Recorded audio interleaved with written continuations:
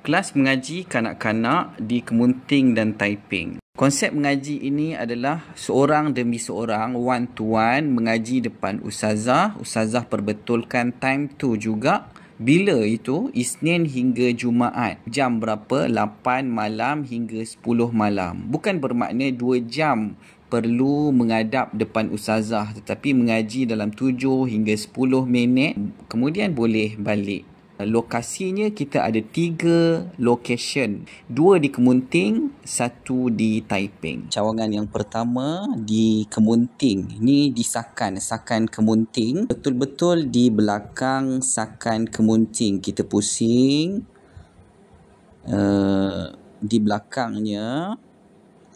Inilah tempatnya di location yang pertama. Ini location yang kedua di Kemunting.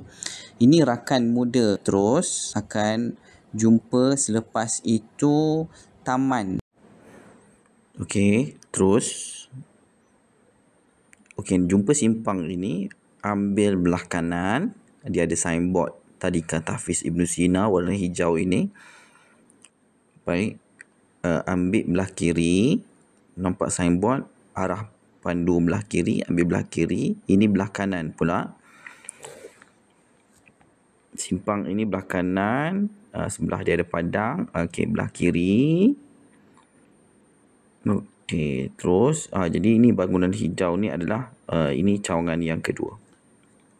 Di Taiping pula di Aulung. Okey, simpang ini daripada Giant TF. Okey, masuk simpang ini, tengok bangunan yang besar ini masuk ke kanan. Macam asrama ni. Okey, masuk kanan. Terus ni. Jumpa tu. Terus saja. Terus. Sehingga. Terus lagi. Ini terus. Terus lagi. Terus lagi. Ini terus saja. Terus. Okey, bangunan besar ni pun terus lagi. Ni banyak simpang. Okey. Belah kiri akan ada bangunan hijau. Bangunan hijau kuning. Ini adalah lokasi di Taiping. Itulah 3 lokasi kelas mengaji Al-Quran untuk kanak-kanak di Kemunting dan juga di Taiping.